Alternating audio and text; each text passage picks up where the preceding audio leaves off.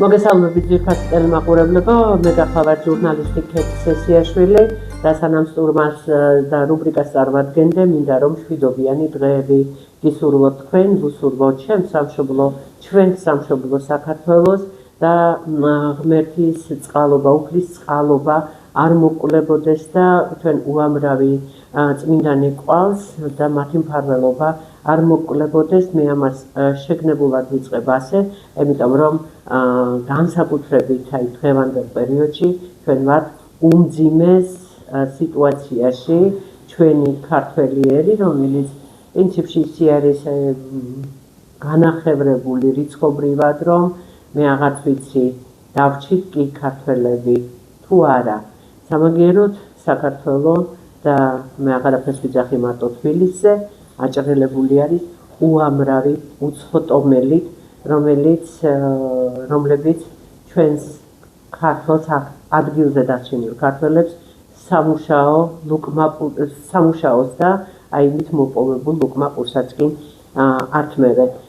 მოკლედ, დღევანდელი ჩვენი გადაცემის რუბრიკა არის საზოგადოება და სამართალი და დღევანდელი აი ამ რუბრიკის ამ გადაცემის სტუმარი გახლავთ პეკატიველი პრესპრემიერელი ბიძინა მესხი. მოგესალმები ბიძინა. გამარჯობა. და თავის დროზე ბიძინას მიყავდა ეს რუბრიკა და ბიძინას შემდეგ ცხონებულ გოდერძი როჭიკაშვილს. აი ახლა ხან ზაქარია როჭიკაშვილს მიყავს ეს რუბრიკა და ხანდახან მეც. ბიძინა მესხი ბავშვობიდან, მცირე ასაკიდან, ანუ დავაკონკრეტებ 17 წლიდან არის ეროვნული მოძრაობის აქტიური წევრი, რომელიც იმყოფებოდა გროზნოში, საქართველოსთან იძულებით დევნილი პრეზიდენტის გარემოცვასთან ერთად და იგი წარმოადგენდა მაშინ გროზნოში პრეზიდენტის პრეს-სამსახურში იყო. ცოტა ხანი ვიყავით დუდავი გამსახურდა ეს ერთობლივ პრეს-სამსახურში, სანამ ფეხს მოიკიდებდნენ ჩვენები იქ. კი ბატონო. ძალიან დიდარი წასული აქვს ბიძინას და მომავალი როგორი იქნება ვნახოთ.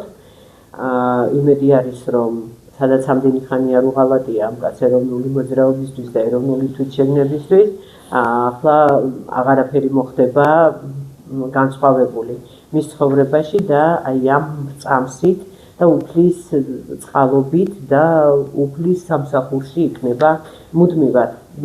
ბიძინა თანამშრომლობდა აკადემიკოს გურამ შარაძესთან, იმყოფებოდა მის მოძრაობაში საქართველოს უპირველეს ყოვლისა, რომელსაც შემდგომ ეწოდა ჩვენი საქართველო და ეს იყო 1999-2003 წლები. ბიძინა ასევე თანამშრომლობდა საქართველოს რესპუბლიკის პრეზიდენტ ზვიად გამსახურდიას უფროს ვაჟთან პოლიტიკურ მოძრაობაში თავისუფლება 2006-2011 წლებში. და სულ ცოტა ხნის წინათ, რაღაცა 1-2 წლის წინათ, ბიძინა გახდა დიდი ქართველი მამულიშვილის მერაბ კოსტავას ქალიშვილის მეუღლე, ანუ მისი სიძე. და ჩვენ ეს ტელევიზიითაც მივულოცეთ და აგრძელებს მერაბის და ზვიადის გზას უკვე როგორც სიძეც, ხო, ოჯახის წევრი. კი, ვცდილობ რაღაცებს კი. გარდა იმისა, რომ მე ახლა რაც ჩამოგითვალეთ, სად მსახურობდა და სად მუშაობდა ბიძინა, მე თავშივე აღნიშნე, რომ იგი გახდათ ჟურნალ პრესპრემიერის თანამშრომელი, სანამ ჩვენ ჟურნალს დაარბევდნენ, რა თქმა უნდა, და შემდგომში უკვე ტელეკომპანია პეკატივის ერთგული ტელეწამყვანი, თუმცა მე ალბათ რაღაცა გარკვეული გარემოებების გამო მას მოუხდა ტელეკომპანიიდან უბრალოდ როგორც ტელეწამყვანობიდან წასვლა, თორე დანარჩენი პეკატივთან, პეკატივის ერთგული მაყურებელია და პეკატივის ერთგული რესპონდენტია. მე მინდა ბიძინას მხრიდანაც ვილაპარაკო მის წინაპრებზე და თუ რატომ გავაკეთე აი ასეთი შესავალი, აი ასეთი წარდგინებით ჩვენი გადაცემის თემიდან გამომდინარე, იმიტომ რომ მე ის რასაც ვიტყვი მის თქვათ ნათესაურ კავშირებზე, მის წინაპრებზე, დღევანდელ საქართველოსთან მიმართებაში აუცილებლად გადაცემაში წაგვადგება. Ამიტომ რომ ჩვენ უნდა ვისაუბროთ გამოსავლის გზებზე, რა უშველის საქართველოს და მისი მსოფლმხედველობა და მისი ხედვა გვაინტერესებს ბიძინასი და ამიტომ წარსულიდან აი ასე მომავლისკენ გადმოვალ. ბიძინა მესხი არის როგორც უკვე გითხარით, ქართული ეროვნული მამულიშვილური მრწამსის ოჯახის წარმომადგენელი. მისი მშობლები გახლდნენ ქალბატონი მაყვალა კანდელაკი, რომელიც გახლდათ ლექტორი ყოფილი პუშკინის პედაგოგიური ინსტიტუტისა, შემდგომში იგი გახდა სულხან-საბას სახელობის და შემდგომ უკვე ილიაუნი დაერქვა ამ ინსტიტუტს და ილიაუნის უნივერსიტეტი გახდა ახლა, მაგრამ ილიაუნის დროს უკვე ქალბატონი მაყვალა აღარ მოღვაწეობდა ამ უნივერსიტეტში. იგი გახლდათ გერმანული ენის კათედრაზე იყო. ბიძინას მამა ბატონი რეზო მესხი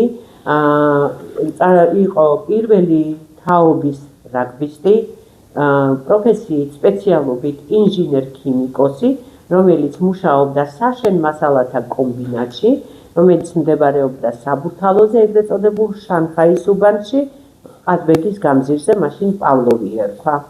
სამწუხაროდ ბიძინას ორივე მშობელი გარდაცვლილი ყავს, 2006-ში გარდაეცვალა დედა, 1992 წელს კი გარდაეცვალა მამა.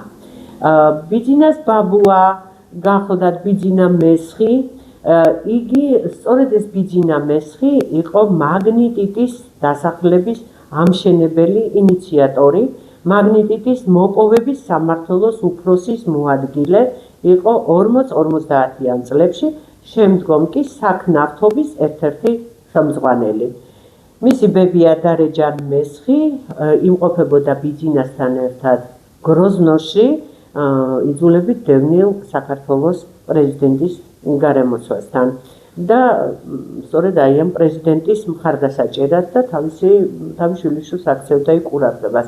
მოკლედ, აი ასეთი ლამაზი და საინტერესო წარსული წინაპრები ყავდა ბიძინას. ახლა რაც შეეხება ბიძინას დედის მხარეს, კანდელაკების მხარეს, მე მინდა გითხრათ, რომ ბიძინას დედის მხარე ცნობილი იყო, ცნობილი მეღვინეები ყავდათ და ექიმები. მაგალითად, ბიძინას ბაბუა მემბონ ბიძინას ბაბუ არა, ბაბუის ძმა. ბიძინას ბაბუის ძმა მემნონ, ხო? ხო, მემნონ იგივე კუკური კანდელაკი გახდათ ინფექციურ სნეულებათა კათედრის პირველი გამგე და დამაარსებელი თბილისის ინფექციური საავადმყოფოსი. მემნონის ვაჟი დავით კანდელაკი გახდათ ცნობილი ექიმი, თვალის ექიმი, ანუ ოფთალმოლოგი. ხოლო შვილიშვილი გიორგი კანდელაკი არის ინფექციონისტი და მე აქ ვიხელთებ დროს შეიძლება აი ასე ითქვას და მინდა რომ ბატონ გიორგი ექიმს, გიორგი კანდელაკს დიდი მადლობა ვუთხრა ეკრანიდან იმისათვის, რომ წლების წინათ სწორედ მისი სწორი ხედვით და მისი დიაგნოზით და მისი პროფესიონალიზმით ჩემი გოგონა მარიამი გადარჩა და იგი დღეს ცოცხალი მყავს. რომ არა მისი გიორგი კანდელაკის სწორი მიმართულება, შესაძლოა მარიამი დღეს ცოცხალი აღარ ყოფილიყო. ანუ მან შესაბამის ექიმებთან გაამწესა ჩემი შვილი. ასე რომ მადლობა მას. ბიძინას დიდი ბაბუა დავით კანდელაკი, ანუ კუკური კანდელაკის მამას, აშენებული აქვს ტყიბულის რაიონის სოფელ ნაბოსლებში წმინდა გიორგის სახელობის ეკლესია 19 საუკუნის ბოლოს. ხოლო რაც შეეხება ცნობილ მეღვინე კანდელაკებს, ეს გახლდათ მამა-შვილი გური და თამაზ კანდელაკები. დიახ, კიდევ ვიმეორებ, მე სწორედ შეგნებულად დავიწყე ბიძინას წინაპრებზე საუბარი, ბიძინას მოღვაწეობაზე საუბარი, მის ეროვნულ მრწამსზე საუბარი და ახლა კი გადაცემა დავიწყოთ. ბიძინა, მოდი შევეხოთ შენს 17 წლის ასაკის 17 წლის ბიძინას. კარგი, გავიხსენოთ. 17 წლის ბიძინა მესხი, რომელიც აი ამ პატარა ასაკში მოხდა გროზნოში. გროზნოში არა. 9 აპრილი იყო ჩემს ცხოვრებაში. კი ბატონო. მაშინ ვიყავი. ხო, მართლა სულ დამავიწყდა მე თქვა რომ ბიძინა თავისი სპეციალობით არის ექიმი, პედიატრი, ხო, რამდენადაც თერაპევტი. კი ბატონო. კარგი. ჯერჯერობით არ მუშაობ. კარგი. მოდი გავიხსენოთ 17 წელი და შენი ჩართვა ეროვნულ მოძრაობაში. გავიხსენოთ კი ბატონო. დიდი მადლობა პირველ რიგში მოწვევისათვის, ესეთი წარდგენისათვის და მე მინდა ვისარგებლო შემთხვევით და მივესალმო მაყურებელს. და მივულოცო ყველა დღესასწაული, როგორც საერო, ისე რელიგიური და უსაერო ჯანმრთელობა, ბედნიერება, ხნეობა და რა თქმა უნდა გამძლეობა და ბედნიერ საქართველოში ცხოვრება და მოღვაწეობა, ისეთ საქართველოში ცხოვრება და მოღვაწეობა, როგორიცაც ჩვენ ვოცნებობდით, რომელზეც ჩვენ ვოცნებობდით და რომელიც მიზანი იყო ჩვენი, როდესაც ვიყავით ჩვენ ეროვნულ მოძრაობაში, ორი დიდი ადამიანის, მერაბ კოსტავას და ზვიად გამსახურდიას თანამებრძოლები. კი ბატონო, და რა იცოდი მაშინ? მაშინ ნამდვილად არ ვიცოდი ეს, მაშინ საერთო წარმოდგენა არ მქონდა და რაც შეეხება 17 წლის ბიძინას გავიზარდე ისეთ ოჯახში, სადაც ეროვნული იდეალები, მაღალზნეობრივი ეროვნული იდეალები დგა პირველ პლანზე, მიუხედავად იმისა, რომ ჩემი მამიკო იყო პარტორგი თავის დროზე და პირველი ერთ-ერთი შემთხვევის მერე ხონდა სახლში ქონდა ხატები და ერთ-ერთი შემთხვევის მერე, როდესაც მამა ჩემი განთავისუფლეს პარტორგობიდან, მოვიდა და გადაიწერა პიჯვარი. ამის დამომახსოვრდა ძალიან და გავიზარდა ასეთ ატმოსფეროში, მე მახსოვს 1978 წლის 14 აპრილი, მაშინ პატარა ვიყავი, მაგრამ მახსოვს ისიც, რომ აი ყველა სახლში იყო უკმაყოფილო. უკალებულს უყველა, დედაც, მამაც, ბებიაც, ბაბუაც. მახსოვს იმის, რომ ერთადერთი რომ მაშინ შენ მაშინ პატარა იქნებოდი ძალიან პატარა 6 წელი ნახევრის. ზუსტად 6 წელი ნახევრის და მახსოვს ის რომ გადაიოდა გადაცემები რუსულ ენაზე, ეს იწევდა არ ნახულ უკმაყოფილებას სახლში და მე რომ ყველაფერი ჩვეულებრივ კალაპოტში ჩადგას, ყველა მამოისუნთქა და ჩემი მშობლები მანამდე მონაწილეები იყვნენ 56 წლის აქციების მაშინ 1956 წლის 9-ის კი მაშინ ერთმანეთს არ იცნობდნენ, მამა იყო უკვე GP-ის ეხლანდელი ტექნიკური უნივერსიტეტის კურსდამთავრებული, დედა ჩემი იყო მაშინ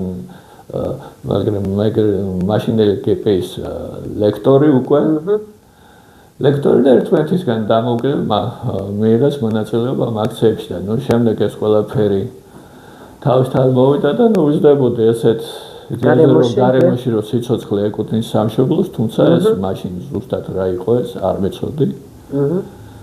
და მოვახსენე წელს 9 აპრილს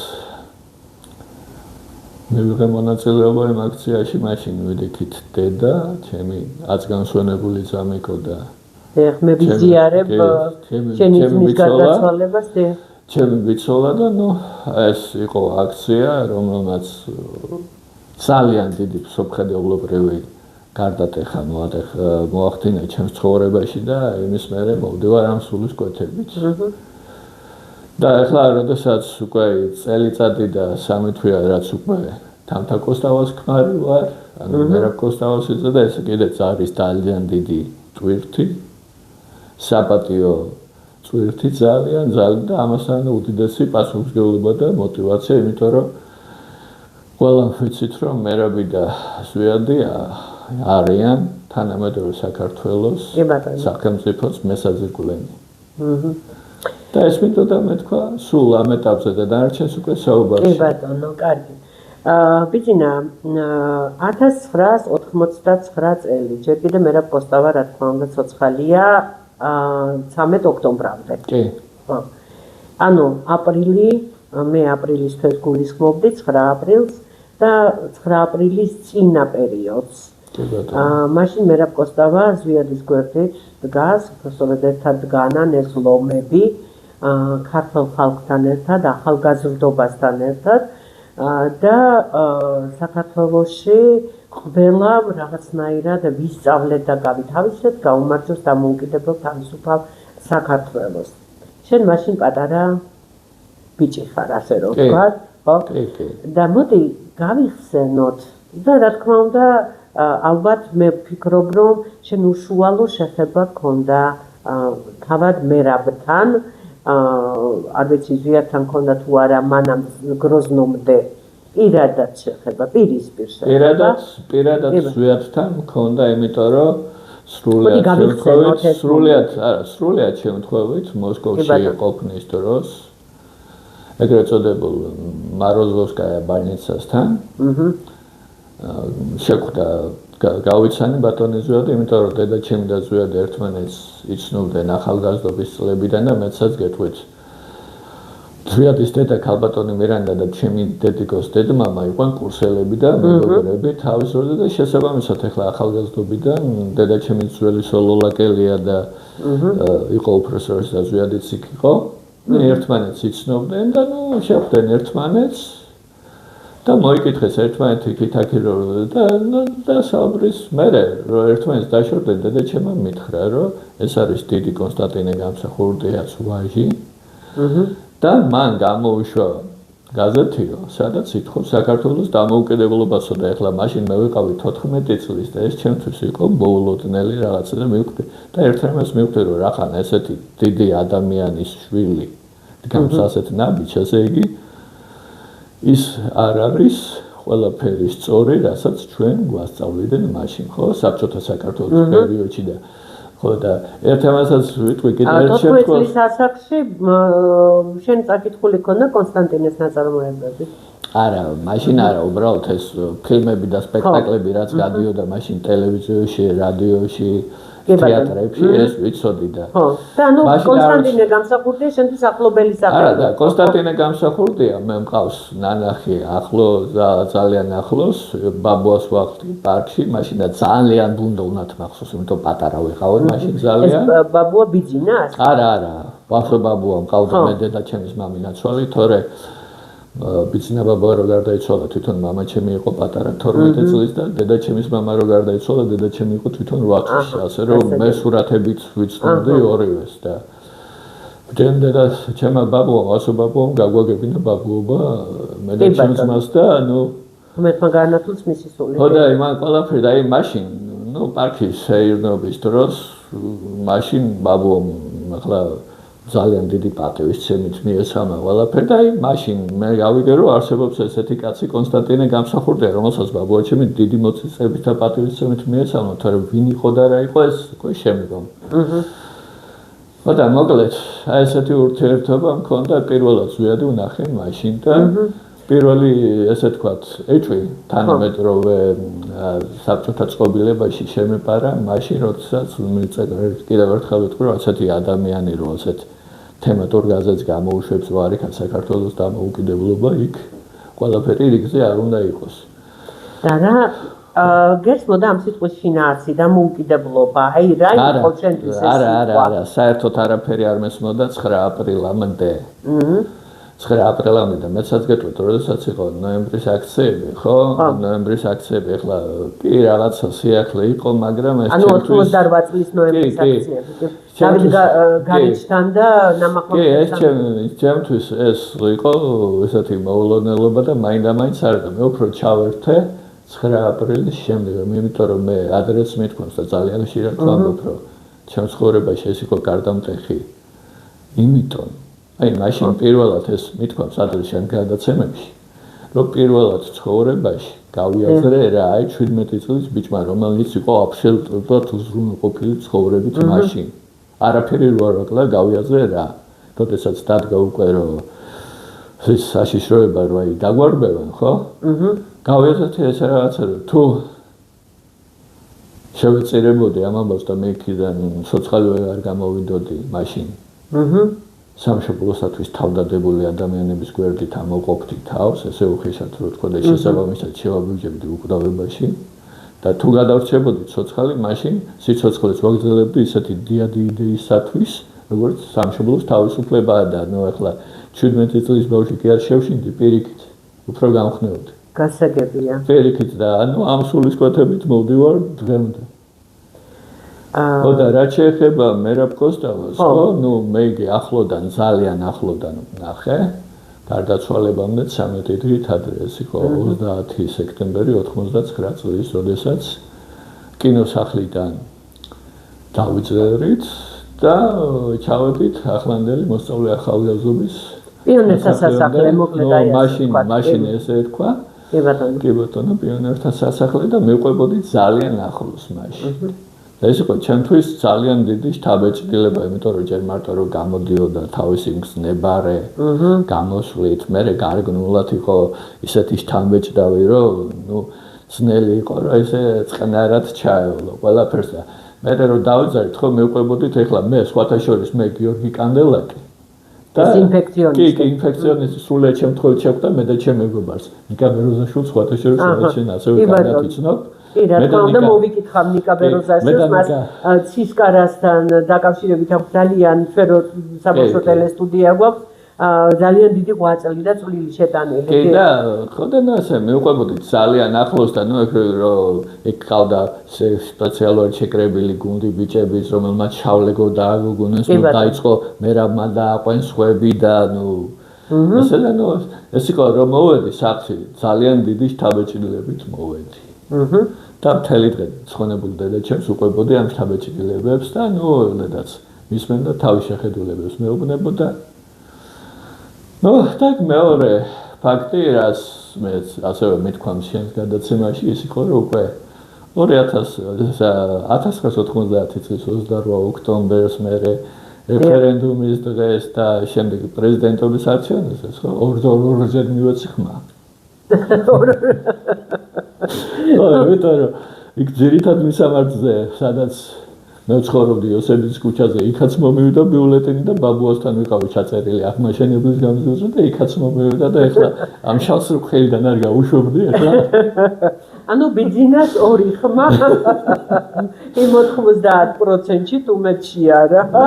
მოკლედ აი ასე რომ ეხლა ეს ყველაფერიდან მოვედი აქამდე რა, მე იქ გურამშარაძესთან იყო სხვათა შორის ძალიან ნაყოფიერი ჩემი თანამშრომლობა, ძალიან ბევრი რამე ვისწავლე მაშინ, იმიტომ რომ 28 წელს ვიყავი მაშინ და. და იგივე იეყოველების წინააღმდეგ პროცესი რომ მოვიღეთ, მაშინ იდეა იყო ჩემი და მოდი მაყურებელს ვუთხრათ, რომ იეყოველების წინააღმდეგ პროცესი ეს ნიშნავდა რას? ერთადერთი საქართველოა, როცა ახლად მოსულმა ვარდების ხელისუფლების იუსტიციის მინისტრმა ადეიშვილმა, ზურაბ ადეიშვილმა რეგისტრაციაში როგორც რელიგია გაატარა იეჰოვას ეს სექტა. ერთადერთი საქართველო არის. მანამდე წელიწად ნახევარი მოუნდით, რომ ეს მათი მისია აკრძალვა მომხდარიყო. კი ბატონო. მანამდე მოუნდით, იმიტომ რომ ზუსტად 99 წელს დავიწყეთ გაზაფხულზე. და დამთავრდა 2001 წლის 21 თებერვალს. 21 თებერვალს მანამდე მიდიოდა სასამართლო პროცესები, დიდი გაჭიანურებით ყველანაირად ცდილობენ და იეჰოვას მოწმეები რომ რაც შეიძლება გაიჭიანურებათ, მაგრამ რამდენი ყოველი გადადებული პროცესის მერე უფრო და უფრო მეტ მამხილებელ მასალას ვაგროვებდით და ესე მივედით აქამდე და 2003 წლის ბოლოდან უკვე ოფიციალურად გატარდა როგორც რელიგია. კი 2004-ში. 2004-ში. კი.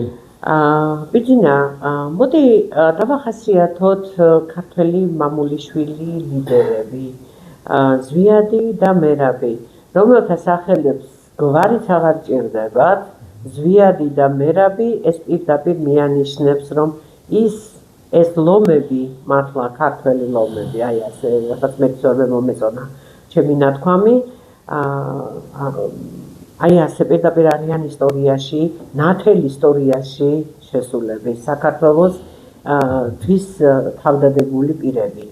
აი შენ რა მაგალითი მიიღე კიდე და მოდი დაახასიათე ან შენი მშობლებიდან შენი წინაპრებიდან აი ბებია ბაბუადან გადმოცემული ბებიიდან უბრალოდ გადმოცემული აი ამ ისტორიიდან როგორი კლასელები იყვნენ ახლა მერაბი და ზვიადი კლასელები იყვნენ ხო და მერაბი ზვიადის დედის კლასელი იყო ხო ბებია ასე კურსელი აჰა უნივერსიტეტის ეკონომიკურ ფაკულტეტზე სწავლობდნენ და 30 წელს დაამთავრეს ეს ფაკულტეტი, იყო მაშინ ეკონომისტების გამოშვების მეხუთე წება, ასე ვთქვათ, ანუ მეხუთე გამოშვება ეკონომისტების. და პირველ კორპუსში იყვნენ უნივერსიტეტის, ხო? ალბათ ეხლა მაგდენი არ ვიცი. კარგი, მაშინ ახლა ამდენი მრავალი კორპუსი არის უნივერსიტეტში. და ეს გიორგი კანდელაკის ბაბუა დედის მხრიდან ვასილ ჩანტლაძე აკადემიკოსი ცნობილი ეკონომისტი ფინანსისტი უკითხავდა ლექციებს მაშინ ის ახალგაზრდა პედაგოგი ვასილ ჩანტლაძე მახსოვს ეს დიდი თენგის ჩანტლაძის მამა კი ბატონო დეიდა ჩემი თამარ ციგრუშვილი იყო ფინანსებზე და კრედიტებზე აი ამ ფაკულტეტზე და მისი კათედრის გამგე იყო ვასილ ჩანტლაძე და გამიგია ეს პირადად არ ვიცნობდი, მაგრამ ყოველ შემთხვევაში ძალიან კარგი სახელი ჰქონდა ამათგან. ბესო გუგუშვილის მამა ბატონი პაატა გუგუშვილი და ბატონი ვასო იყო მაშინ უნივერსიტეტში ამ მმართველობით ამინდის შემქმნელები. კი ბატონო. ამინდი შეიქმნა რამდენი წლის წინ, შეიძლება ითქვას უკვე საუკუნეები გავიდა, საუკუნე ნახევარი ყოველ შემთხვევაში, ალბათ. არა, არ გავიდა. ყოველ შემთხვევაში მოგეგულისმოთ უხეშად, ხო, ბევრი არაკლია 1918 წლიდან დღემდე. ხო და დღეს საქართველოს ეკონომიკა აღარ აქვს. ამაზე ხა ჩვენ გადაცემაში მივუახლოვდებით ამ თემას, უბრალოდ მე მინდა დიდი სიყვარულით გავიხსენოთ აი ის წარსული, რომელსაც ერქვა 80-იანი წლების ბოლო, როდესაც ეროვნული მოძრაობა იყო აღმავალ წერტილში, ზენიტში იყო და როდესაც ყველას ერთიანად გვიყვარდა აი მთელ საქართველოს, გვიყვარდა საქართველო, ჩვენი სამშობლო და მაშინ ვისწავლეთ ლოცვა, მაშინ ვისწავლეთ უფალთან ასე მიახლოება და აი რაღაცა აღმავალი პერიოდი ქონდა, რომელიც მართლა საქართველოს გაბწყინება იყო იმ მომენტში და შენ რამდენად ბედნიერი ხარ, რომ მოდიხარ ისეთი ფესვებიდან, რომ სულ ახლოს იყავი ასეთ სიტუაციასთან, ასეთ ვითარებასთან, სამშობლოს აი ასეთ სამშობლოსადმი ასეთ დამოკიდებულებასთან და მოდი შედარება რომ გამიკეთო, ხშირად ამბობენ, ზვიადს რომ მერაბი არ ყოლოდა, ის ვერაფერს ვერ გააკეთებდაო. და მერაბი ბევრად უკეთესი იყო, მერაბი უფრო ხალხური იყო, ზვიად აი ხო ხტები არა, არის რაღაცა ისეთი ნიუანსები, როდესაც ალბათ სპეციალურად ვიღაცეების დავალებას ასრულებენ, რომ ასე ილაპარაკონ ზვიადის განმარტებაში და მოდი ვთქვათ, რომ მე ორივე ძალიან მიყვარდა, ორივე ცალცალკეც და ერთიანადაც. გავიხსენოთ აბა კი ბატონო, სიამოვნებით გავიხსენებ მაგას. სიამოვნებით, იმიტომ რომ არა, საქციაც, კი ბატონო, ესაც იყო.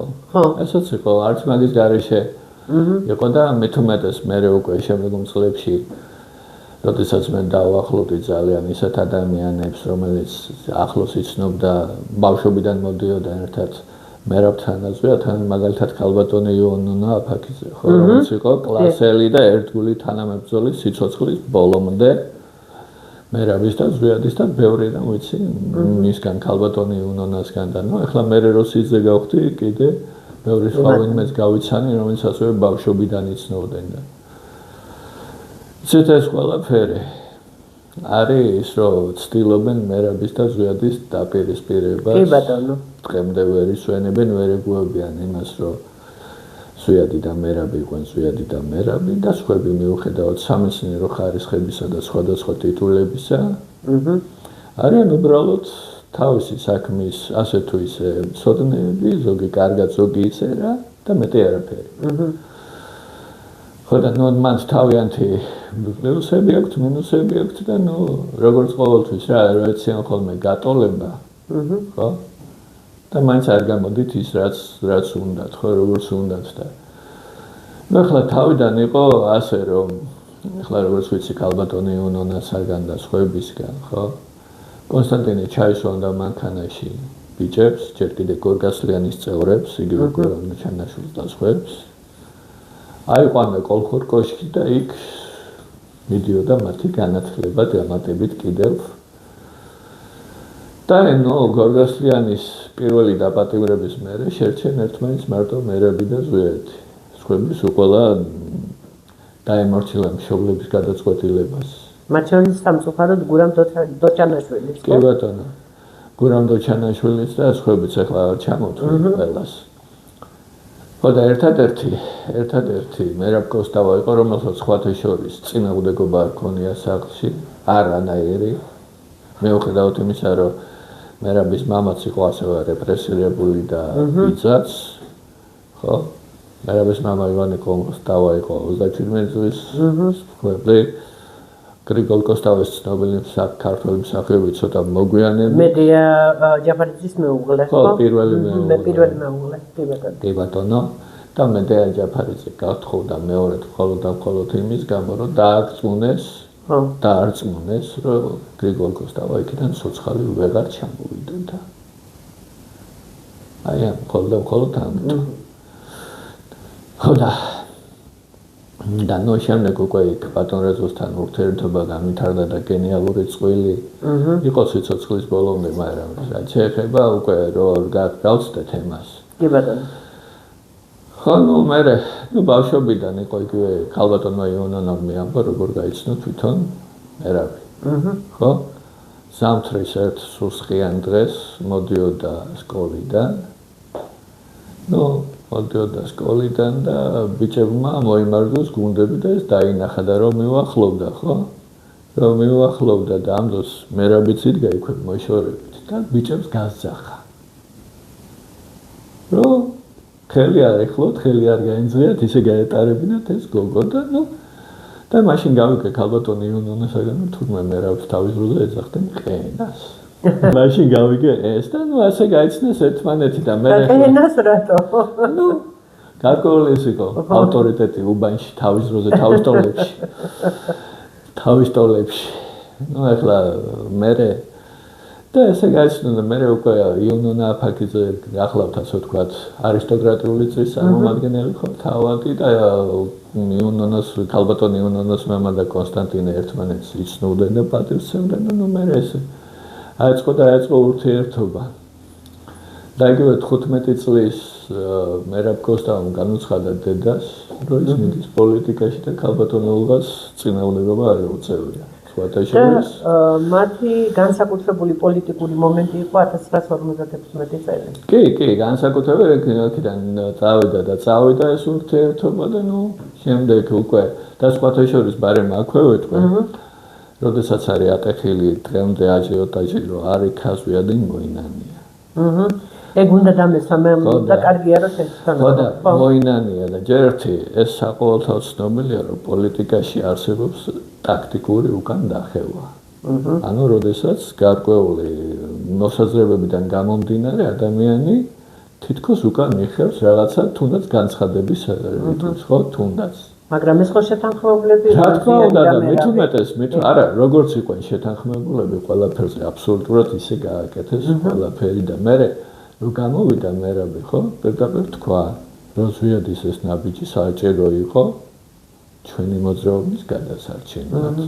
თქვა ისიც, რომ პირველობა ეკუთვნის ზვიადს. თქვა ისიც, რომ ბევრი შეეცადაო ჩემსა და ზვიადს შორისო. რომ შავკატას გაერვინა შოვლი ჩაიგდო, მაგრამ არაფერი გამოვიდა და თუ ეს მაინც მოხდა, მაშინ ამ ქვეყნად არაფერი ყოფილაო და უკვე აქვე ვიტყვი, მაგრამ რაც შეეხება უკვე ეროვნულ მოძრაობას, ეს ერთ მიტინგზე განაცხადა ისიც, რომ თავარია გვიყვარდეს ეს მოძრაობა და არა ჩვენი თავი ამ მოძრაობაშია. და კიდევ ბევრი სხვა რამ, ეხლა ხო საყოველთაოდ ცნობილია მათი გაბასება ლექსის მიერ, ხო? ლექსებით, ხო? იგივე. კი ბატონო, ძმას ქრისტეს მიერ და მეორე შესანიშნავი ფრაზა, რომ წმინდა საქმისთვის ჯვარზეუნებული სასუფეველში შეყოლი წოდეო. კი ბატონო. როდესაც ციხეში ვიყავ მერაბ კოსტავას მიწერა ზუსტად გამსახურდიამ და ნუ დაუსრულებლად შეიძლება მათზე საუბარი. დაუსრულებლად შეიძლება და მხოლოდ კარგი. მხოლოდ კარგი, იმიტომ რომ თავის დროზე, ნუ ეხლა რომ ავიღოთ მერაბი და ზვიადი, ხო, იყო ილია და აკაკი, იყო ცოტნე და ძალიან ბევრი კიდე. ძალიან ბევრი. ხო.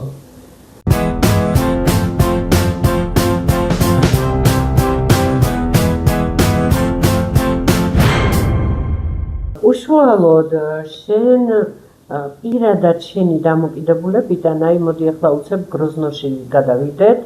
გროზნოში წასვლის იდეა მე შენზე ვამბობ. ვისი მხრიდან ეს შენ მოისურვე? არა. გროზნოში მე ამოვყავი თავი ჩემი კლასელის ტყუილის საფუძველზე. და როგორ?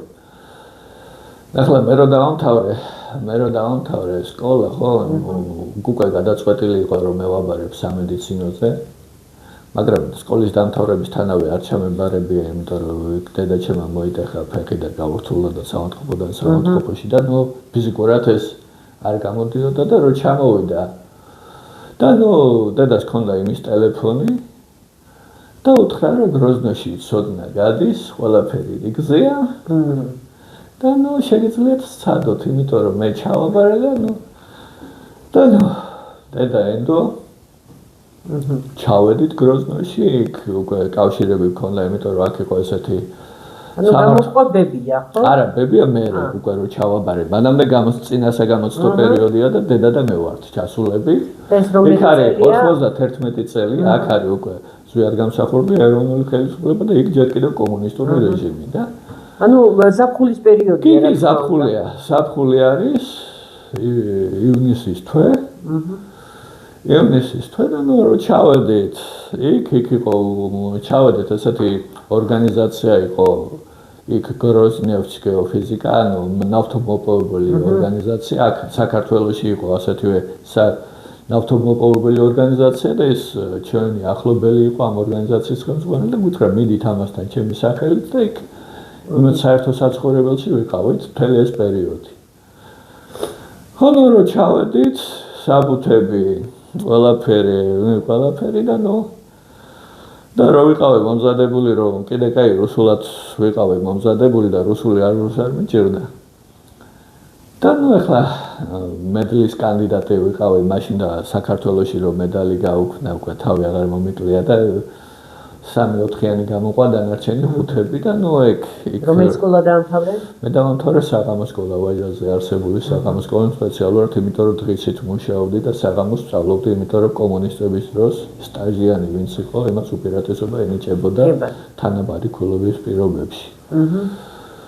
ხო და ნუ ჩავედით იქ, საბუთები მეიღეს დიდი სწვალებით, სხვათა შორის რაღაც ბიუროკრატიული მექანიზმები იყო. და მიწედაჩემი იყო არნახულად უნარიანი. მისი გაუკეთებელი საქმე არ არსებობდა და თანამდენადაც ვიცი ძალიან ლამაზი ქალბატონი. კი, ძალიან ლამაზი, ძალიან გაათლებული, ძალიან ეფექტური, ყოველთვის სიცოცხლის ბოლომდე იყო ყოველთვის ყურადღების ცენტრში. ყოველთვის. და ნუ რა ჩავედით, იქ საბუთების მიღებაზე იყო პრობლემა და ნუ რექტორი აღმოჩნდა, მაშინ ეს იყო სამედიცინო ფაკულტეტი იყო იქ გროზნოს უნივერსიტეტის შემადგენლობაში და იყო ძალიან ძლიერი ბაზა სამედიცინო. ხო და ნუ საბუთების მიღებაზე შეიქმნა პრობლემა და ნუ და სრულიად შემთხვევით ერთ-ერთმა, ასე ვთქვათ, ადამიანმა გვერდშია რომ მევსულიყავით კონკრეტულ ასე ვთქვათ პიროვნებასთან მისი სახელით. ეს მაშინ ის კაცი იყო ეგრეთ წოდებული გოსპლანის სახელმწიფო დაგეგმარების კომიტეტის თავმჯდომარე, რომელმაც გაგვიყვანა კავშირზე პირდაპირ ისევ ზვიად გამსახურდიას, ასე ვთქვათ, პატივისცემი და ქართველების პატივისცემის გამო მაშინდელი მინისტრთა საბჭოს თავმჯდომარესთან ინგუშში კაცი იყო ესეთი ბეკოვი. და იმან მიწერა რექტორს, რომ სასწრაფოდ მეიღოთ ჩემი საბუთები. მეიღეს ჩემი საბუთები და გავადი გამოცდაზე და ერთი გამოცდის მაგივრად ჩავაბარე 4 და გავიწურე მაგრად. მე მოვიდა ხელისუფლება შემოდგომა, მოვიდა ხელისუფლებაში დუდაევი. და რატომღაც დაიწყო მისი მოღვაწეობა იმით, რომ სამედიცინო ფაკულტეტს ხურავდა. სამედიცინო ფაკულტეტს ხურავდა და ამ დროს ჩამოვიდა დედაჩემი და დავახვდა და ამბავი რომ დედიკო კი ჩავაბარე, მაგრამ ესე ვჩები გარეთ. და ისე მეგობრების დახმარებით ისე მით რომ ბატონ ზვიათთან კარგი ურთიერთობა ჰქონდა დედაჩემს და შევიდა დუდაევთან შევიდა როგორც ზვიად გამსახურდიას კურსელი და სამედიცინო ფაკულტეტი დარჩა უნივერსიტეტში და ნუ და იქ იყო ეგეთი რაღაცა რომ იქ ეხლა ისეთი სიტუაცია არის რომ კაცებს ძალიან დიდი უპირატესობა აქვს განსაკუთრებულად და მაშინდელი დუდაევის დაცვის უფროსი აბუ არსანოკავი რომელსაც მე ვიცნობდი ახლოს ხო გაოცებული უყურებდა დედაჩემს რომ ვინ არის ეს ქალი ამდენს ბედავს თუ პრეზიდენტს ეწინააღმდეგება და პრეზიდენტს გადაათქმევინა. საოცარია. ხო და მე უკვე აქ მოხდა ეს საშინელი გადატრიალება. ჩამოვიდნენ ჩვენები და მე უკვე იქ ვიყავი ასე ვთქვათ უკვე ფესვგამგარი. და ნუ დავიწყე მოქმედება იქ და ნუ მე ხმა დაუკავშირდი ჩვენებს დავიწყე მოქმედება იქ და ნუ იყო პრეს-ცენტრთან თანამშრომლები გვიანობა დავყავდა და რომ ჩამოდიოდნენ ჟურნალისტები და ძალიან ბევრი ჟურნალისტი ჩამოვიდა ეს საქართველოსდან თუ მსოფლიოდან რომ გაიგეს რომ არიქა რომ გავრცელდა ხმა რომ არიქა გამსახურდა იქ ჩამოვიდა ხო მაშინ თავიდან არ იყო ჩამოსული და არიქა მოდიან და ნუ ახლა საქართველოსდან არ ჩამოდიოდნენ არა საქართველოსდან სულ ორადორი ჟურნალისტი უნახე ორადორი ჟურნალისტი იყო თავიდან ისიც ახალფეხადმული გაზეთების სხვა არავინ არ ჩამოდიოდა ძირითადად იყო ახლა მე პირადად ხო პირველად ვნახე ის იყო ამერიკის ხმის და ინტერვიუ მივეცი მას ეს იყო ამერიკის ხმის რუსული რედაქციის ჟურნალისტი ვინმე ბაგრამიანი რომელსაც რო უთხარი რომ ეს მოდის მეთქი შევარდნაძე გარჩევიდან და შენი პრეზიდენტიდან მეთქი ხო ეს მაშინ მამამუში იყო პრეზიდენტი მითხრა ესო სენსაცია არისო და მე მას აუცილებლად გავუშვებ ეთერშიო და ნუ ახლა ალბათ გავუშვა მე უკვე ეს აღარ ვიცი ხო და ნუ მე უკვე იზვესტიადან რუსული გაზეთებიდან სხვადასხვა იქიდან საფრანგეთიდან ჩამოვიდნენ ჟურნალისტები და ნუ ჩემი ფუნქცია იყო რა რომ აი ვრეკავდი აბუ არსანუკაევს მაშინ დაცვის უფროსს და ვეუბნებოდი რომ ესენი ჩამოვიდნენ და ამათ ესენი უნდა შეხვდნენ ანუ შენ გევალებოდა უშუალოდ რა ეხლა უცით ეს იყო ჩემი ინიციატივა უშუალოდ იმიტომ რომ სანამ ფეხს მოიკიდებდნენ ხო სანამ ფეხს მოიკიდე და ეწყებოდა ეს ურთიერთობა მანამდე ვაკეთებდი ამას კი ბატონო ანუ პრეზიდენტთან იყავი შეთანხმებული არა არაფერი აბსოლუტურად არა ანუ შენ შეგეძლო რაც გინდა არა მე მქონდა ურთიერთობა მქონდა უზენაესი საბჭოს დეპუტატებთან მერაბ კიკნაძესთან სხვებთან იგივე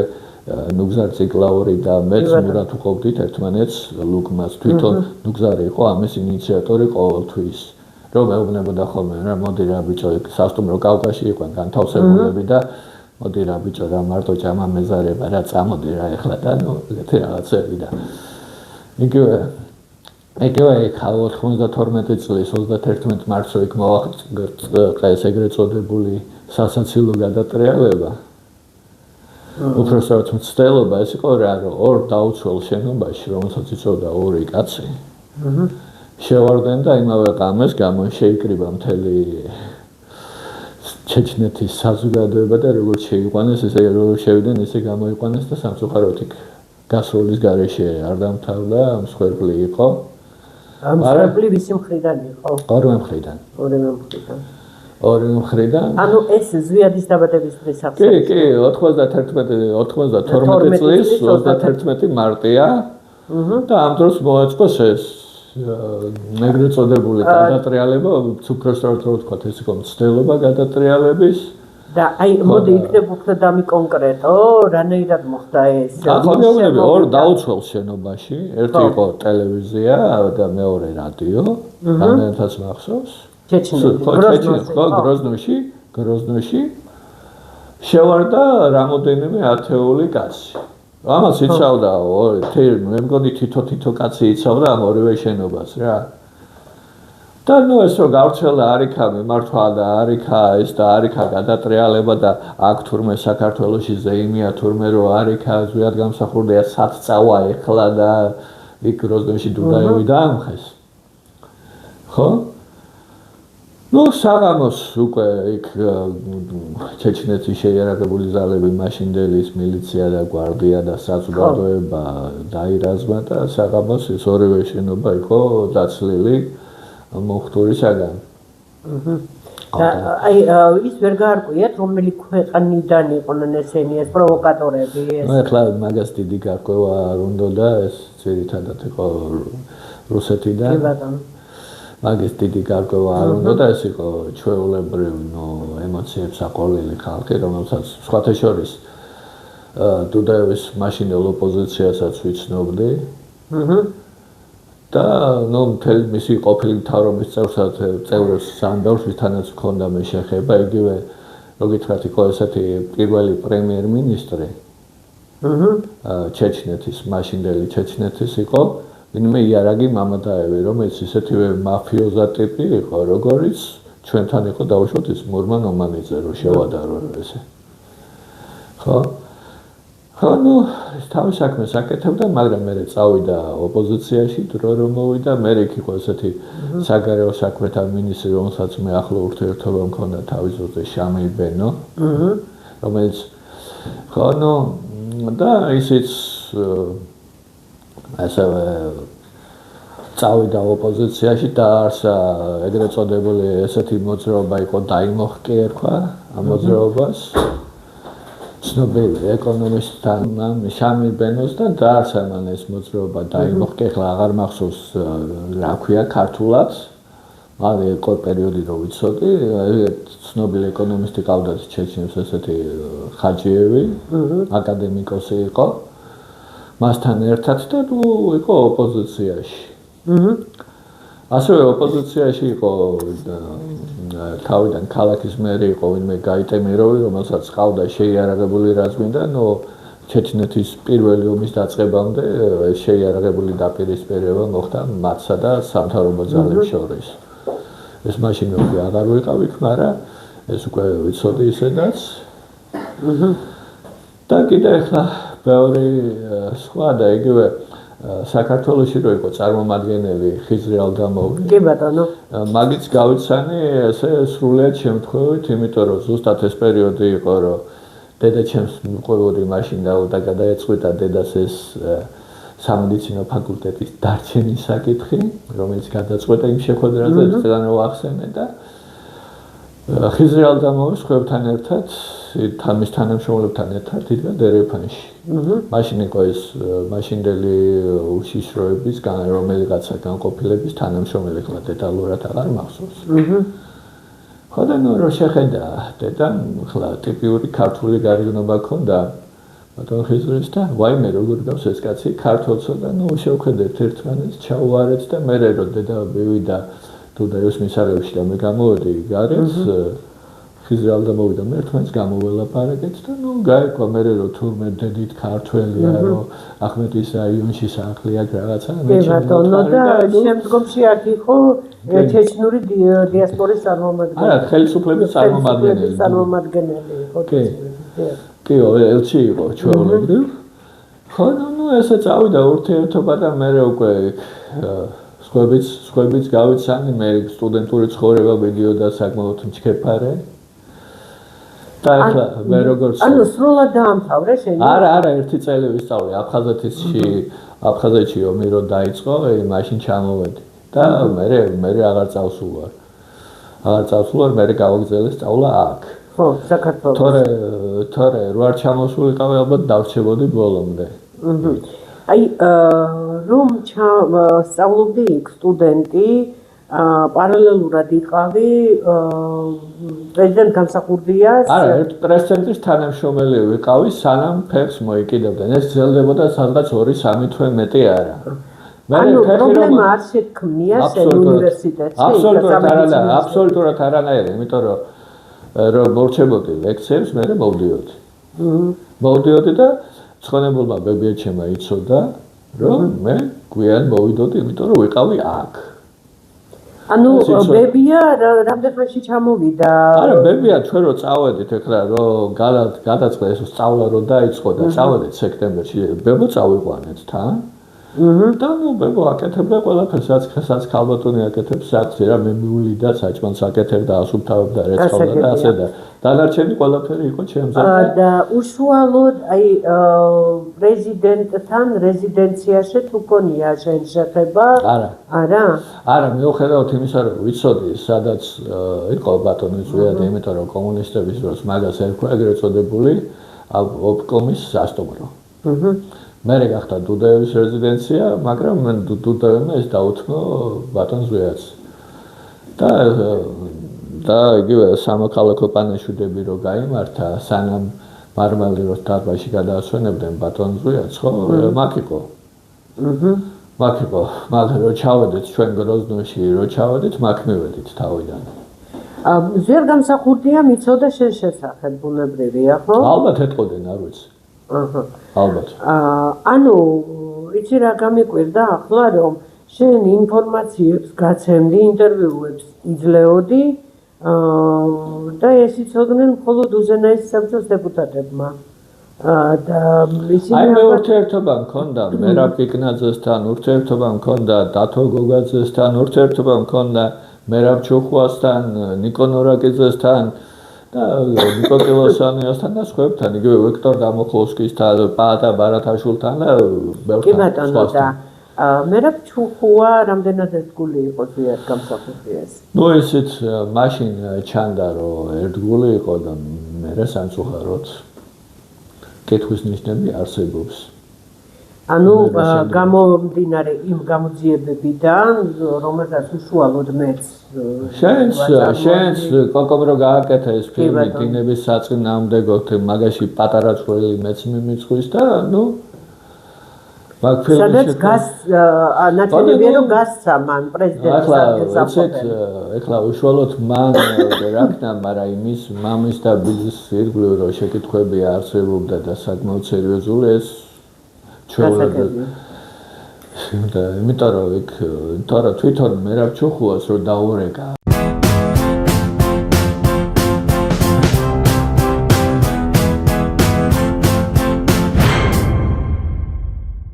მერაბ ჩუხუაზე ვსაუბრობდით და როდესაც ეს იქნებოდა ფილმი დინების საწინააღმდეგოდ ხო ფილმის რეჟისორმა ნათია თოიძემ დაურეკა და მერაბ ჩუხუამ თქვა უარი მაგრამ ეს მისი უარი დაფიქსირებულია ფილმში დაფიქსირებული რატო თქვა უარი ნუ ეხლა მაშინ უკვე მერაბი აღარ იყო თავისუფლებაში და ნუ თავისი მიზეზები ქონდა მას და ეხლა აღარ შეუდგებია მიზეზების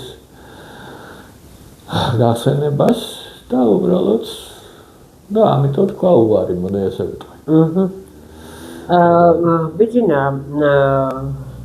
მოდი ეხლა აი რადგან შენ უშუალოდ გროზნოში იყავი უშუალოდ იძლეოდი ინტერვიუებს ამხელდი პირდაპირ რომ ეს იყო იმპერიებიდან დაკვეთილი ამბები და ეხლა მაშინ აი ამისი თქმა რომ პუჩი იმპერიებით ხელდასმით გაკეთებული და ასე შემდეგ და აქ ეძახდნენ თბილისის ომს მოღალატე პრეზიდენტს და ნუ რა ვიცი რაღაცა 1000 გვარსი ბინძურეს რომელიც გააქციეს აქედან და ნუ რა ვიცი 1000 უბედურება მე მაინტერესებს შენ იქაც იყო შემდგომში იყო აი ასეთი მომენტი რომ თითქოს ჯოხარ დუდაევმა რომელიც წარმოადგენდა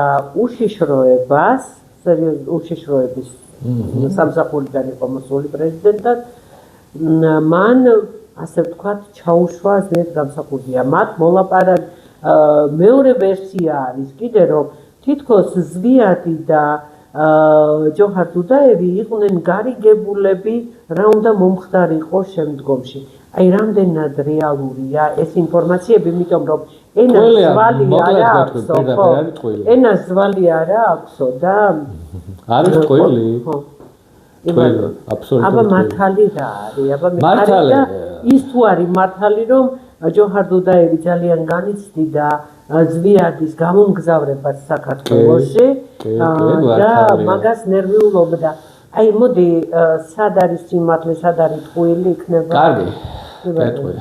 ესე მანამდე სანამ უშუალოდ ვიტყოდე ახლა ჩემი მოღვაწეობა წყალებში რა თქმა უნდა ჩემი ყოფნა იყო რა ახლა მე მქონდა ორადორის საუკეთესო ინტერვიუ ყველაზე საუკეთესო სხვა დანარჩენებთან ერთ-ერთი იყო ვოვის გაზეთის ჟურნალისტი იყო ვინმე ბაზილიუკი ქალბატონი რომელსაც მე მივეცი ამომწურავი ინფორმაცია ამომწურავი ძალიან ხანგრძლივი ინტერვიუ მივეცი და იმდენად მოეწონა იმ ქალბატონს ეს ჩემი ინტერვიუ რომ მითხრა რომ ნუ აღთვალებული დარჩა ეს რადიო ინტერვიუ იყო არა საგაზეთო გაზეთის გაზეთის ჟურნალისტი ქალბატონი იყო ბაზილიუკი გვარად შემთხვევით ხო არ გაქვს ის ნომერი ან არა არა ეს ჩემამდე ის ნომერი არ მოსულა და მეორე ასეთვე საუკეთესო ინტერვიუ იყო იმ მხრივ რომ ის იყო ესეთი იზვესტის ჟურნალისტი ჩრდილო კავკასიაში კორესპონდენტი ვინმე ისრაელოვი რომელიც შეეცადა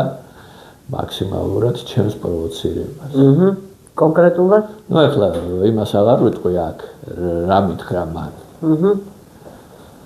ხო და ისეთ რომ ის ჩეჩენი პრესამსახურის თანამშრომელი ესწრებოდა ბოლო კითხვა რომ დამისვა საშინელი კითხვა რა იყო ეს საშინელი? ხმამაღლა არ ვიტყვი რა. შევინახავ ჩემთვის. ძალიან შეურაცხყოფელი. პრეზიდენტს ეხებოდა? პრეზიდენტის და მისი ოჯახის შეურაცხყოფელი კითხვა იყო. ასე ვიტყვი.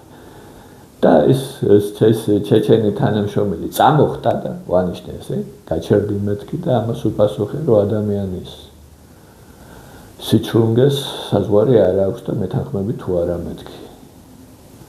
და ნუ ახლა ეს გაჩერდა და მე დაუძახეს რომ არიქა პრეზიდენტი დუდაევი განთავისუფლდა და ნუ წავიდა და მე გავაგზავნოთ მაგრამ всё დამთავრდა ამით და ნანარჩენი ახლა იქ მაგალითად კიდე ერთი გახსენება შემიძლია ასევე იქ ჩამოვიდა რენო სირაძე ჩემი ყოფნის დროს და ბატონი შალვა თაყაიშვილი საფრანგეთში მცხოვრები ჩვენი თანამემამულე მაშინ რენო სირაძე იყო დასავლეთ ევროპაში პრეზიდენტის წარმომადგენელი და ბატონი შალვა საფრანგეთში.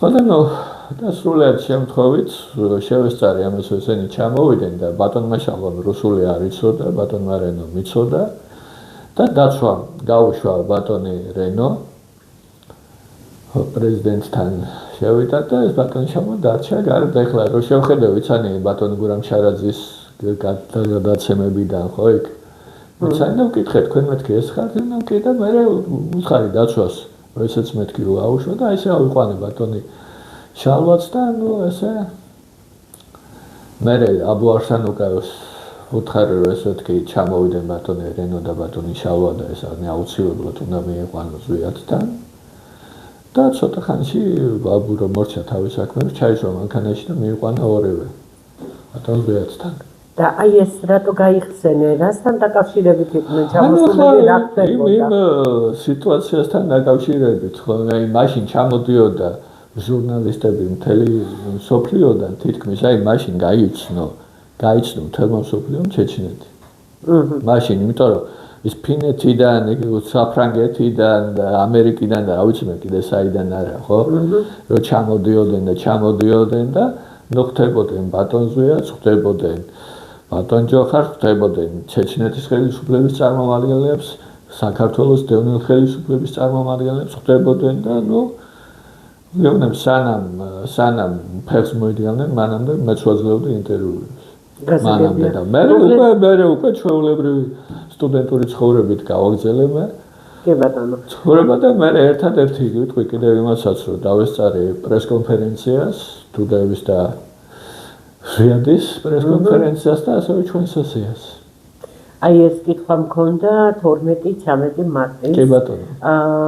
უზენაესი საბჭოს საქართველოს უზენაესი საბჭოს 12-13 წლის 12-13 მარტის უკაცრავ 12-13 მარტის 1992 წლის საგანგებო სესია. კი ბატონო. აი რას მეტყვი ამ სესიასთან დაკავშირებით და რამდენი მომხრე ყავდა რა ხმათა უმრავლესობით იყო რა მიიღეს ვიცი მე ვაჩვენება ამ სესიის ჩანაწერს ტელევიზიით გადის მარტო ჩემ არხზე ფორუმი იყო ეხლა ზუსტი რაოდენობა აღარ მახსოვს მაგრამ 70-ზე მეტი რო იყო ეს ვიცი იმიტომ რომ ნახევარზე მეც ეხლა ვეხვდებოდი ხოლმე და ვეუბნებოდა ეგ წაიყვანეთ ეს მიიღო ეს დეპუტატია და მიიყვანეთ და მიყავდათ ხო და ნუ ეხლა ფორუმი იყო და მან მოხდი როგორ ეხლა საერთოდ თავისუფლად შემეძლო რომ არ დავსრებოდი და ესეთი ქალბატონი იყო გაზეთ საქართველოს ცის ქვეშ რედაქტორი მზია შეგვაშიძე და რომელსაც ჩამოსული იყო იქ თავის მოადგილესთან ერთად ის ქალბატონის სახელი და გვარი აღარ მახსოვს ამ ქალბატონის მზიას მოადგილეს და მითხრა რომ კაცო თაბახის ფურცლები არა მაქვს და არა და სესიაზე უნდა მასალები უნდა გავაშუქო და უნდა შევიტანო და კი ბატონო მეთქი და მაშინ ესეთი ჩეჩნეთის უზენაეს საბჭოში იყო ესეთი დეპუტატი ახმეტის რაიონიდან ბატონი მათეცი ხესაშვილი კი ვიცი სამწუხაროდ ღმერთმა ცხონოს მისი სული გარდაიცვალა და ხშირად მეკონტაქტებოდა ხოლმე უცხოეთით კი რომელსაც ასევე საფრანგეთში ცხოვრობდა კი სტრასბურგში სტრასბურგში ხო რომელსაც ასევე ურთიერთობა გქონდა მაგასთან და ნუ ბატონო აქთესაც ვეხმარებოდი ხოლმე კანონ პროექტის რაღაცას რომ მოვიდოდა უთარგმნიდი ხოლმე რუსულად ეგეთი ისიც გქონდა პერიოდების და ნუ ურთიერთობა გქონდა და ეს თაბახის ფურცლები მქონდა ბლომად და მივიტანე და იქ დაცვა მიცნო და ერთ-ერთი დაცვა მიცნო და შემიშოდა ერთ-ერთი პოლიციელი იყო რომელიც გადამიდგა და დათო გოგაძემ უთხრა რომ ეს შემოუში ჩვენიანიაო და ნუ შევედი ასე ქალბატონ ზეას მიუტანეს თაბახის ფურცლების დასტა ბლომად და ნუ რაღაც ამოსულა დავჭი და იქ თქვენთან არის კადრში რომ კუთხეში ვზივარ ფანჯრის საფასთან ვზივარ და ესე რა 3-4 ჯერ ჩანვარ ამ კადრში და მე იქ რაღაცები კოტეფირცხალა უნდა ვინახე ერთხელ რაღაცა გადავაწოდე სარედაქციო კომისიის წევრებს ეს იყო ქალბატონი ლეანდმულაძე ბატონი ცულეისკერი და კიდე ყველა აღარ მახსოვს რაღაც ხო და უშუალოდ ამათ ესე და ნუ ესრებოდი რა მოკლედ თავიდან ბოლომდე ყველაფერს და ნუ ეს იყო რას მიიღეს საგანგებო მიმართვა საქართველოს მოსახლეობისადმი, მსოფლიო ხალხებისადმი დროებით ხელისუფლება ისე ახლა კანონერი ხელისუფლების მინისტრთა კაბინეტის და მოვალეობის შემსრულებლები აირჩიეს და ნუ ესე მოკლედ ჩვენი ტელევიზიით გადის ერთადერთი ჩვენი ტელევიზიით გადის იმიტომ რომ ფირი დაიკარგა, ფირი აღარ არსებობდა, ფირები დაიწვა, განადგურდა, მაგრამ ცხონებული ქეთევან ხაბულიანის და სხვათა შორის იგებდა გიორგი ხანგამსახურდია და ადგილობრივი ტელევიზიის ოპერატორი ვალოდია ბერფელი. ხო და აი ეს ფირი, რა თქმა უნდა, ცოტა დაზიანებულია ფირი, მაგრამ არა უშავს, აბსოლუტურად არაფერი არ შემიცვლია იქ, ეს ფირი გადის ჩვენი ტელევიზიით. იმ ფირზე, რა თქმა უნდა, ეს რა საგანგებო სესიაზე რა გადაწყვეტილებაც იქნა მიღებული 13 მარტის დადგენილება ჩვენ არა მარტო ფირის მეშვეობით გვაქვს ანუ ხმოვანით აი ასე გადაცემული არამედ არსებობს ამ დადგენილების ტექსტები რა თქმა უნდა ტექსტები მაგრამ მიუხედავად ამისა მოდი შენ თქვი აი იმიტომ რომ მე პატარა სარეკლამო პაუზა გავაკეთოთ და გადავიდეთ უკვე იმ ძირითად სათქმოზე რომელიც მეორე ბლოკში უნდა იყოს და ამიტომ სანამ პირველ ბლოკიდან გავალ შენ მითხარი რა დადგენილებას ემსახურება 13 მარტის დადგენილება? რამოდენიმე დადგენილება იყო. კი ბატონო. ერთი და ახლა ზუსტად არა, კონკრეტული საკითხი მითხარი. აი საქართველოსთან მიმართ კონკრეტულად გითხარი რომ ეს იყო სოფლიოს ხალხების და საერთაშორისო ორგანიზაციების მიმართ ესე იგი გაკეთებული განცხადება რომ მიმართავდნენ რა მოხდა საქართველოში და რომ მოხდინათ მათი შეფასება. ანუ მოკლედ მითხარი რა მოხდა საქართველოში? ანუ იქ რა წერია რომ გადატრიალება. კი ბატონო, სამხედრო კრიმინალური გადატრიალება. კი ბატონო. ესა მე ვისი მეშვეობით გარე ძალების მეშვეობით და დასახელებულებიც არის. კი ბატონო, არა მე მინდა რომ კიდევ ერთხელ გავიმეორე. სახელი და გვარები დასახელებულებიც არის ყველა. კი ბატონო. მე გარდა ამისა, ცოტათესი დაგვიჩნია რომ აირჩა დროებითი მთავრობა მოვალეობის შემსრულებლები. მე მახსოვს რომ მაგალითად ბატონი კოტეფირცხალა აირჩიეს პროკურორის მოვალეობის შემსრულებლად. იქ თორცდები იყო კიდე დეპუტატი მაყაშვილი, რომელიც თავდაცვის მინისტრის მოვალეობის შესრულება დაეკისრა და ახლა პრემიერ-მინისტრის მოვალეობას პრემიერ-მინისტრის მოვალეობას მაშინ ჯერ კიდევ ბატონი ბესო გუგუშვილი ასრულებდა და პრეზიდენტი იყო ზედ გამსახურდია. კი და უზენაესი საბჭოს თავმჯდომარეობის მოვალეობა ასრულებდა ბატონი მერაბ კიკნაძე. კი ბატონო.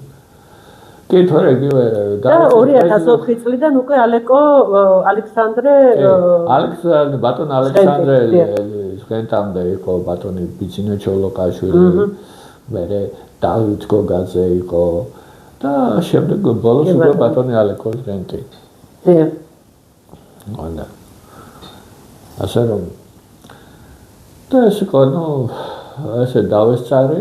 არა, კიდე რა იყო იქ მოყვანილი რომ საქართველოს კანონიერებასთან დაკავშირებით, ანუ აი ამ ხო და კიდე მიიღეს ეს ცნობილი დადგენილება, სადაც ეს აუცილებლად უნდა ეთქვას, ეს ცნობილი დადგენილება გამოქვეყნდა პრესაშიც, ოპოზიციურ პრესაში მაშინ და შემდგომ წლებში, სადაც საერთაშორისო საზოგადოებას და ხელისუფლებებს აფრთხილებს კანონიერი ხელისუფლება, რომ ეგრეთ წოდებული ახლა შინაარსის არის იგივე შეიძლება დავამახინჯო ცოტა, მაგრამ არა, უშავს ციტირება არ არის აუცილებელი, თავარია ეპიზოდები. ხო, თავარი ის ხო, რომ ესე იგი ის რაც ის საერთაშორისო ინვესტიციები და ასე შემდეგი ახმარებები რაც წამოვა საქართველოში, ხო, რადგან ის არ არის კანონიერ ხელისუფლებასთან გაფორმებული ხელშეკრულებები, ეს ავტომატურად, ესე ძალიან უხეშად ვთქვათ, ავტომატურად არ შეითვლება საქართველოს მოსახლეობის ვალად. ანუ დღეს რო ჩვენ გვაქვს 9 მილიარდი დოლარი ვალი, ეს იქნება ანულირებული, როცა კანონიერი ხელისუფლება აღდგება. კი ბატონო. მაგრამ კანონიერი ხელისუფლება არცადაც არ წასულა. კანონიერი ხელისუფლება არის დღეს დევნილობაში, დღესაც არის მართალია უკვე დაშლილი მარტივ მომრავლებად, მაგრამ მაინც არსებობს. დე იურე არსებობს. დიახ, იურიდიულად არსებობს. არსებობს თავისი, ასე ვთქვათ, კანონიერი ფერკეტი მაინც აქვს. მაინც აქვს და ეს სხვათა შორის ახლა თუმცა დე ფაქტო ხელისუფლება არ ცნობს ამ დე იურე ხელისუფლებას. ნუ ეს არ ცნობს თავისი, თავისი, ასე ვთქვათ, საფუძვლებიც აქვს, მაგრამ აი მაგალითად, როდესაც დადგა უკვე 2024 წლის არჩევნების შემდგომ საკითხი, რომელიც არის არალეგიტიმური ხელისუფლება და ის დავინტერესდი, ვკითხე ჩემს მეგობარ იურისტებს. ვკითხე რომ იგივე საერთაშორისო სამართლის სპეციალისტებს და სხვებს, რომ აი ამიხსენეთ და ჯერჯერობით სრულ ამომწურავ ინფორმაციას ვერ მაძლევს ვერც ერთი.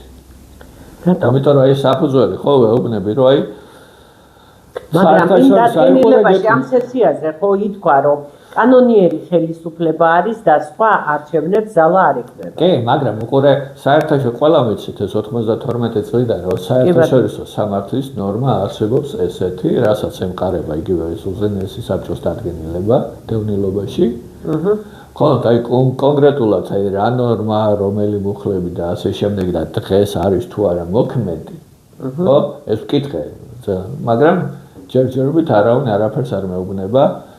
ზოგიერთები შემპირდა რომ რაღაც დონეზე ჩონჩხი მოამზადეს, მაგრამ მთლიანად ჯერ არ მოუმზადებიათ და როდესაც ეს იმედი მაქვს რომ მექნება, ამომწურავი ინფორმაცია გაგაცნო აუცილებლად. მაგრამ შენ ძალიან ახლო ურთიერთობაში იყავი უზენაეს საბჭოს დეპუტატებთან. მაშინდელთან უმეტესობა დღეს სამწუხაროდ გარდაცვლილია და ღმერთის წყალობით კიდევ ყავს უზენაეს საბჭოს დეპუტატები, რომლებიც სხვადასხვა პარტიებში და მოძრაობებში არიან გადანაწილებული.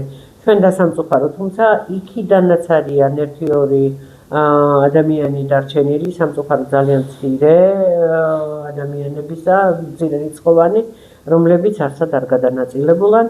აი, შენ გქონდა ურთიერთობა, რას ამბობდნენ უზენაეს საბჭოს დეპუტატები, როცა ხედავდნენ საქართველოს მარტივ მომხრეებად დაშლას, როდესაც უკვე ისინი დევნილობიდან დაბრუნდნენ.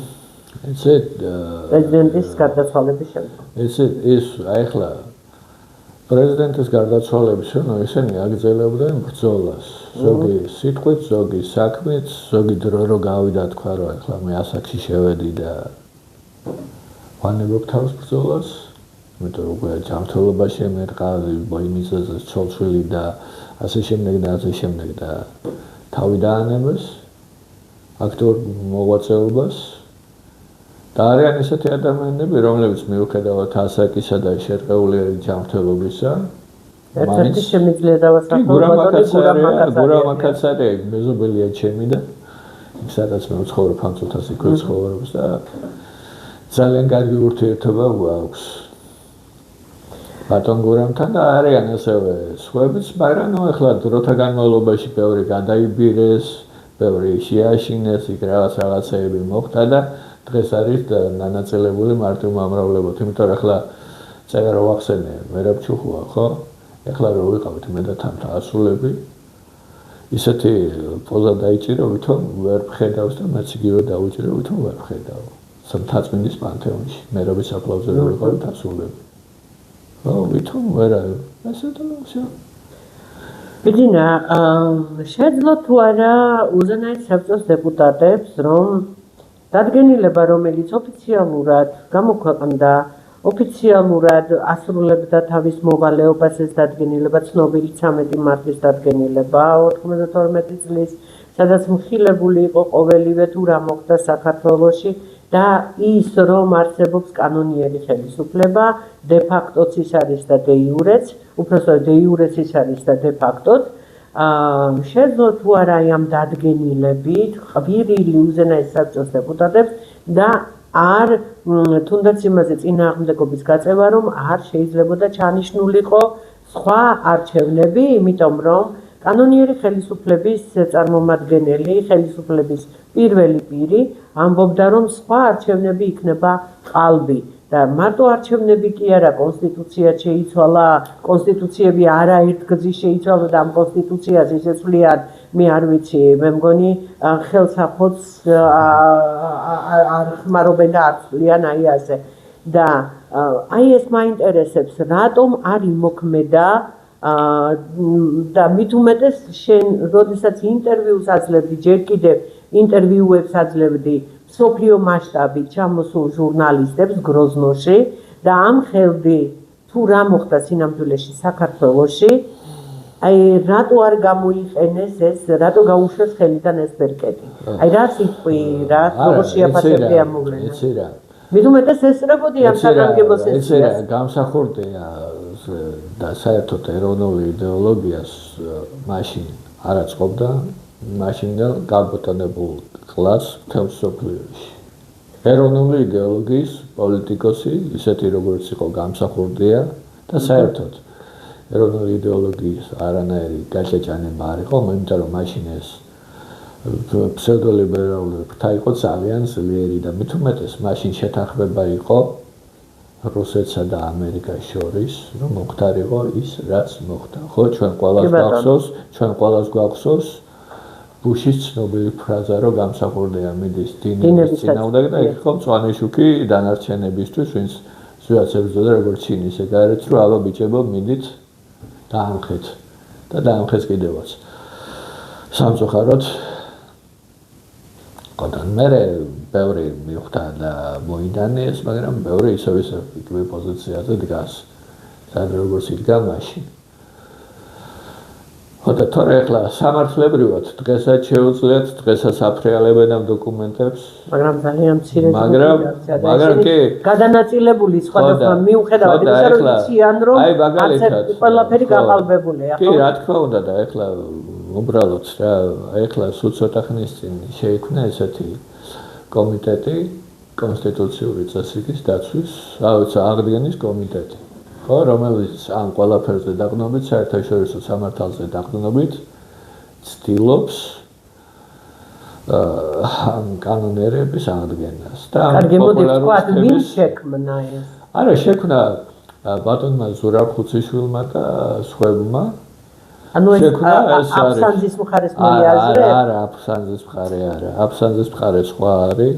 აფსანძის მხარე სხვა არის, აფსანძის მხარე. მან ხომ მთავრობა აღადგინა? ხო და ხო რო აღადგინა, იმიტომ არის რომ მუშაობენ. და აფსანძის სხვათა შორის კანონდარღვევით აღადგინა, იმიტომ რომ ამ სესიაზე მიიღეს ესეთი დადგენილებაც სხვათა შორის, რომ ყოველი კანონიერი ხელისუფლების წევრი ყველა დონეზე ეს იქნება პარლამენტარი, ანუ დეპუტატი, ადგილობრივი საკრებულოსი თუ უზენაესი საბჭოსი თუ ხელისუფლების წარმომადგენელი, ანუ მინისტრი, მაშინდელი პრეფექტი ან სხვა ვინმე, რომელიც ითანამშრომლებს პუჩის შემდგომ ხელისუფლებასთან ავტომატურად უჩერდებოდა კანონიერი ხელისუფლების წევრის სტატუსი. კი ბატონო და გურამ აფსანძეს კარგად ვიცით, იყო სახელმწიფო ministri? არა, გურამ აფსანძეს კი არა, ყველას იგივე აკაკი ასათიანი, გურამ აფსანძე, კიდე ზვიად ციციგური და ბევრი სხვა კიდე ვინც ითანამშრომლა შემდგომ ხელისუფლებასთან, ხო შევარდნადიდან დაწყებული და ოცნებით დამთავრებული, სულ ყველას ეს სტატუსი შეურჩევდა და იგივე ეს რომ გაიმართა სასტუმროში მათი შეკრება, ხო? გაიყვა ის რომ ნახევარზე მეტმა არ იცოდა რა ხდებოდა, თორე არ მოვიდეთ თუ თქვენს. და მე ზუსტად ის ადამიანები იყო ის თავასარდალმა ლოთი ქობალია მას ჩემთან დიახ. და კიდე მაგალითად არსებობს ესეთი დეპუტატი უზენაესი საბჭოთი, რომელიც უზენაესი მერე ოცნების დეპუტატიც იყო, ბატონი პაატა ბაგათაშვილი, რომ გაიგო რა ხდებოდა, პირდაპირ უთხრა მე და მეგანი ციკლაუსო აღარ დაგვირიგოთ ამ თემაზე არც დროს. თქვენთან ჩვენ არ მოვიქნებითო და ნუ მე რაღაცა იყო, მაგრამ წამოვიდა და ნუ მოკლედ ამ ეგრეთ წოდებული თავრობის აღდგენილი მთავრობის წევრებიდან იყო ის ადამიანებიც, რომელსაც შეჩერებული აქვს ამ დადგენილების მიხედვით უფლება-მოსილება. აგაშენახმეთმა. ასე რომ ეს ჩვეულებრივად არის არაკანონიერი თავყრილობა. კი ბატონო. ბიძინა, მოკლედ ჩვენ საკმაოდ დიდი ქრონომეტრაჟი გამოგვივიდა პირველი ბლოკისა, მაგრამ იმდენად საინტერესო საუბარი არის, რომ ჩვენ აუცილებლად ახლა მეორე ბლოკში გასაგები ამ წარსულზე უკვე მაქსიმალურად შეძლების დაგვარად რაღაც გარკვეული ინფორმაციებით ვისაუბრეთ და უნდა გადავიდეთ უკვე საქართველოს ხსნაზე. აი აქამდე მივიდა უკვე ჩვენი საუბარი, მაგრამ მაინც ერთ კითხავ. ზვიად გამსახურდიას ვინ ჩააგონა ის რომ უნდა დაბრუნებულიყო საქართველოში? ზვიად გამსახურდიასთან ჩამოდიოდნენ და ეუბნებოდნენ ნაირ ინფორმაციებს. ვინ ჩამოდიოდა? ნუ ახლა სხვადასხვა ადამიანები, რომელსაც ეგზავნებდნენ მაშინ საქართველოში დაბრუნებული ხელისუფლების წევრები, ხო, როგორც უზენაესი საბჭოს, ისე მთავრობის. სხვადასხვა ადამიანები და ნუ ზოგი კარგი ინფორმაციას ეუბნებოდა, ზოგი ცუდ ინფორმაციას, ზოგი ისო ზვიადმა მიიღო გადაწყვეტილება, რომ უნდა დაბრუნებულიყო და კიდე არსებობს ეგეთი მე ამოპირადად ზუსტად ის დაცვის უფროსის მოადგილე მაშინ ბადრი გოგელაშვილმა როდესაც მოდიოდნენ უკვე თვითონ მოფრინავდნენ საქართველოში გურამ აფსანძე გამოუყო ჯოხარ დუდაევი ხო როდესაც მოფრინავდნენ საქართველოში გურამ აფსანძე უყვება ზუსტად გამსახურდიას რაღაცას და ბატონის ზვიადის რეაქცია იყო რომ სასწრაფოდ მოაბრუნეთ უარფრენი უკან და მაშინ გურამ აფსანძე მოპასუხა თორმე ასე რომ მე თქვენ მეორედ ვეღარ გიშოვით ამ ვერფრენსო ეს მეამბო ბადრე მაშინ საინტერესო ხო და ნუ მე რომ ჩამოვიდნენ თორე თვითონ ჯოხარ დუდაევი თურმე ეწინააღმდეგებოდა არ ურჩევდა იქ წასვლას იმიტომ რომ ხდებოდა იქ დაახლოებით რა მოხდებოდა პრეზიდენტს მოკლავდნენ ხო და მაგრამ ბატონმა ზვიადმა თქვა რომ ეს არის ჩემი არჩევანი ჩემი ხვედრი და მე ამას უკან არ გავიქცევ რაც იქნება ის იქნება რაც მოსახდენია მოხდეს და ნუ ჩვენ ყველა ვიცით მე რა მოხდა და როგორ მოხდა კარგი რატომ გაიქცა პრემიერ-მინისტრი ბესარიონ გუგუშვილი საქართველოსდან და საბოლოოდ გადაიხვეწა სადაც არის ფინეთში და ვინ არის დღეს პრემიერ-მინისტრი იმიტომ რომ ძალიან ბევრმა დაიჩემა პრემიერ-მინისტრობა არ ვიცი ამ კანონიერ ხელისუფლებას რამდენი პრემიერ-მინისტრი ყავს ეს არის ყველაზე რთული კითხვა რაც მაშინ დამისვა ახლა გასაგებია ასე რომ თავარი არის კანონიერი ხელისუფლება აღდგეს საქართველოს ტერიტორიული მთლიანობა აღდგეს ის რაც კანონიერი ხელისუფლების დროს ზიად გამსახურდია რაც ის უნდა და ისთვისაც აი როგორ თქვა ეს სიტყვა არ მემეტება მერაბი სიკვდილისთვის მაგრამ თავი შეაკლა მერაბმა თავის მიწას მერაბი და ზვიადის მიერ მოტანილი საქართველოს და ეროვნული მართლა სულისკვეთების მამულიშვილების ახალგაზრდა იქნებოდა თუ ძველგაზრდა სასულიერო პირი იქნებოდა თუ ერისკაცი ვინც მართლა თავი გაძირა ვინც მართლა იბრძოლა ვინც დღესაც ცოცხალია მაგრამ თავს წირავს და მამულიშვილის საქმიანობაში მონაწილეობს შენის ჩათვლით და ჩემ მეუღლის ჩათვლით მე მინდა რომ თქვენ თავს რატო ტოვებთ მე მინდა რომ საქართველოს ისევ და ისევ ვემსახუროთ და რა ვიცი ტყუილი და ფუჭი ქმედებები ალბათ უკვე ამას რძენია საქართველოს დაიყიდა საქართველოს აღარ არსებობს მაგრამ არსებობს 13 მარტის დადგენილება 1992 წლის და დროა გულწრფელი ქმედებები დავიწყოთ პრაქტიკული ქმედებები რომ მოვიტანოთ ის რაც ზედ გამსახურდია მის მკვლელობამდე ცოტა ადრე დაწერა და კი არ დაწერა მიიღო უზენაესმა საბჭომ და აი ეს დადგენილება მოკლედ ჩვენ ახლა რეკლამაზე გავდივართ და მიძინა მეთანხმები ხო რომ არჩევნები 1992 წლის შემდეგ ყველა გაყალბებულია საქართველოში. საერთაშორისო სამართლის მიხედვით ყველა ხელისუფლება არის არალეგიტიმური. აგაშენა ღმერთმა, ასე რომ ეს დაყიდული მიწები, რაც აი ასე გააცამტვერეს და დაყიდეს რაღაცა გროშებში, ყველაფერი დაგვიბრუნდება რა? რა თქმა უნდა. ხო, ახლა მეორე ბლოკში ვისაუბრებ ჩვენ შენი ფესვებიდან მომდინარე და შენი არაჩვეულებრივი გონებიდან გამომდინარე როგორ გადავარჩინოთ საქართველოს რომ დავიბრუნოთ ეს ყველაფერი და ჩვენია დროებით დაგველოდეთ ჩვენ მალე დავბრუნდებით